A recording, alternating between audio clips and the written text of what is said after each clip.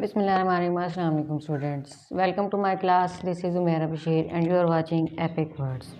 Last video में अब जो हम टॉपिक डिस्कस कर रहे थे वो डिस्कस कर रहे थे वेपर प्रेशर क्या होता है, और वेपर प्रेशर का हमने थोड़े से फैक्टर्स भी देखे थे कि वेपर प्रेशर के कौन से फैक्टर्स हैं जो इफेक्ट करते हैं वेपर प्रेशर पे। Today we discuss boiling point. Boiling point क्या होता है और बॉइलिंग पॉइंट में कौन कौन से ऐसे फैक्टर्स हैं जो इफेक्ट करते हैं। थोड़ा सा पहले डेफिनेशन समझ लेते हैं, उसके बाद ये भी थोड़ा सा थ्योरेटिकली प्रोसेस है तो इसको भी थोड़ा सा रीडिंग के थ्रू समझेंगे इंशाल्लाह। थोड़ा सा बुक को भी हम टच करेंगे कि बुक में थ्योरी क्या क्या लिखी हुई है। बॉइलिंग पॉइंट क्या होता है? The temperature at which the vapour pressure of a liquid become equal to the atmospheric pressure.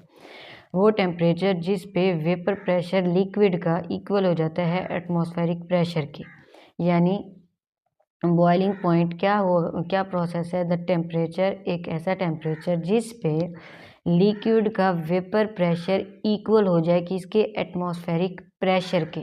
इसे हम कहते हैं boiling point. The temperature at which vapour pressure of liquid become equal to atmospheric pressure is called boiling point.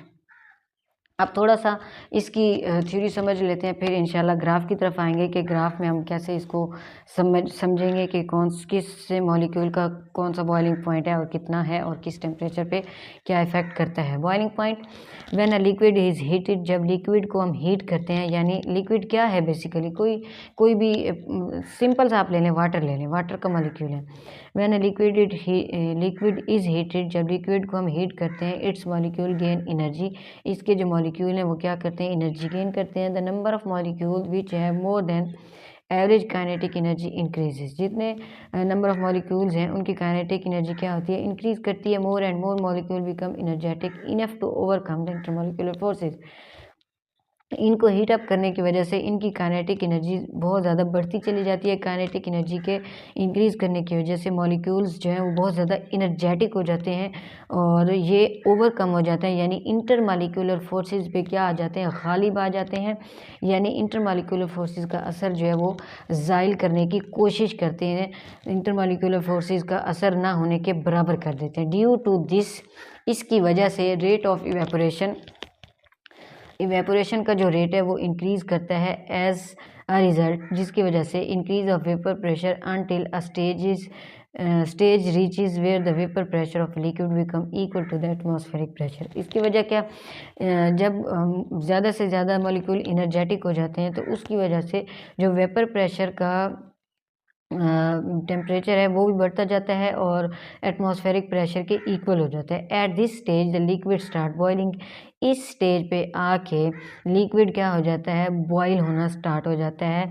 Hints पर साबित हुआ boiling point is defined as, boiling point को हम इस तरह डिफाइन कर सकते हैं, द टेम्परेचर वो temperature at which vapour pressure of liquid का वेपर प्रेशर बिकम इक्वल हो जाए टू द एटमॉस्फेरिक प्रेशर के और एक्सटर्नल प्रेशर के, यानी बाहर वाले प्रेशर के इक्वल हो जाए, उसे हम क्या कहते हैं कि ये बॉइलिंग पॉइंट हो गया।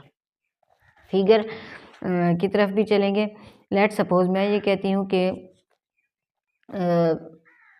shows that increase of vapor pressure of diethyl ethyl alcohol and water with the increase of temperature. At 0 degree centigrade, pressure of diethyl ether is 2200 mm of Hg, यानी अगर 0 डिग्री सेंटीग्रेड पे जो इसका diethyl ether का वो है vapour pressure है वो 200 mm Hg है और इथाइल अल्कोहल जो है वो 25 mm Hg है, while then that of water is about 5 mm Hg। When they are heated, जब इनको हम हीट करते हैं तो pressure of ethyl ether increase rapidly, यानी हम जब डाइथाइल ईथर को, इथाइल अल्कोहल को और वाटर को हीट अप करते हैं तो सबसे ज़्यादा हीट क्या होता है? डाइथाइल ईथर का जो वेपर प्रेशर है वो इंक्रीज़ करता है रैपिडली, ज़्यादा तेज़ी से, और इक्वल हो जाता है एटमॉस्फेरिक प्रेशर के, जो कि 34.6 डिग्री सेंटीग्रेड है। ये देखें, लेट सपोज मैं ये कहती हूँ कि डाइथाइल ईथर का जो वेपर प्रेशर है वो ज़्यादा जल्दी इंक्रीज़ करता है जब हम इसे हीट करते हैं और ये 34.6 डिग्री सेंटीग्रेड पर जाके पहुंच जाता है, while vapour pressure of water increase slowly. Water का जो वेपर प्रेशर है ये इंक्रीज़ करता है स्लोली आहिस्ता आहिस्ता से इंक्रीज़ करता है।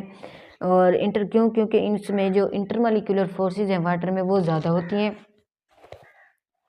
लेट्स सपोज ये हमारे पास एक ग्राफ है, मैं अब आपको समझाती हूँ, थोड़ा सा यहाँ से देख लेते हैं, इस ग्राफ से आपको आसानी से इजी समझ आएगा। वो ये कहता है कि वाटर का जो है ये स्लो जाता है, इसका वेपर प्रेशर स्लोली इंक्रीज़ करता है एज़ कम्पेयर टू ईथर का जो वेपर प्रेशर है वो काफ़ी स्पीडी से इंक्रीज़ करता है वेपर प्रेशर जब हम डाईथाइल ईथर को हीट करते हैं। उसकी वजह क्या है? उसकी वजह ये है, इसकी रीज़न ये है कि वाटर में जो इंटरमॉलिक्यूलर फोर्सेस होती हैं वो स्ट्रॉन्ग होती हैं और ईथर में जो इंटरमॉलिक्यूलर फोर्सेस होती हैं वो वीक होती हैं, जिसकी वजह से इंटरमॉलिक्यूलर फोर्सेस की वीक होने की वजह से ईथर का जो मॉलिक्यूल है ये ज़्यादा जल्दी वेपोराइज हो जाता है ज़्यादा जल्दी बॉयल हो जाता है, ज़्यादा स्पीडी से बॉइलिंग पॉइंट अपना गेन कर लेता है। ये बॉइलिंग पॉइंट हो गया। अब फैक्टर्स देख लेते हैं। अल्कोहल का देख लें तो 78 डिग्री सेंटीग्रेड पे जाके होता है और वाटर का 100 डिग्री सेंटीग्रेड पे होता है और ईथर को देख लें तो 34.6 डिग्री सेंटीग्रेड पे हो जाता है। वेपर प्रेशर हमारे पास कितना है? 760 mmHg होता है। ये हमारे पास नीचे टेम्परेचर शो करा दिया हमने 20, 40, 60, 80, 100 डिग्री सेंटीग्रेड। अब देख लेते हैं वेपर प्रेशर बॉइलिंग पॉइंट जो है of liquid depends upon the following factors. यानी कौन से ऐसे फैक्टर्स हैं जिस पे बॉइलिंग पॉइंट इफेक्ट करता है? एक होती है नेचर ऑफ लिक्विड, दूसरा है इंटरमॉलिक्यूलर फोर्सेस, थर्ड वन है external pressure. Nature of liquid क्या है? Polar liquid have higher boiling point than that of non polar liquid. यानी पोलर जो है, पोलर मॉलिक्यूल जो हैं उनका जो बॉइलिंग पॉइंट होता है वो हाई होता है as compare to non polar molecule. और पोलर मॉलिक्यूल की जो इंटरमॉलिक्यूलर फोर्सेस होती हैं वो भी स्ट्रॉन्ग होती हैं। इंटरमॉलिक्यूलर फोर्सेस को अगर देखें, intermolecular forces play very vital role, very important role on the boiling point of liquid. अगर स्ट्रॉन्ग इंटरमॉलिक्यूलर फोर्सेस हैं तो बॉइलिंग पॉइंट भी क्या होगा? हाई होगा। अगर इंटरमॉलिक्यूलर फोर्सेस वीक हैं तो बॉइलिंग पॉइंट भी हमारे पास वीक होगा उस लिक्विड का।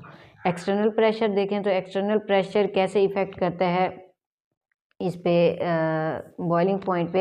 एक्सटर्नल प्रेशर जो है ये boiling point of a liquid depend upon external pressure. Boiling point of a liquid is controlled by external pressure in such a way that, यानी बॉइलिंग पॉइंट इस तरह कंट्रोल किया जा सकता है इसमें एक्सटर्नल प्रेशर में कि अगर एक्सटर्नल प्रेशर इंक्रीज़ कर दिया जाए तो बॉइलिंग पॉइंट भी इंक्रीज़ करता चला जाता है। अगर एक्सटर्नल प्रेशर थोड़ा कम कर दिया जाए तो बॉइलिंग पॉइंट भी क्या होता है? कम होता चला जाता है।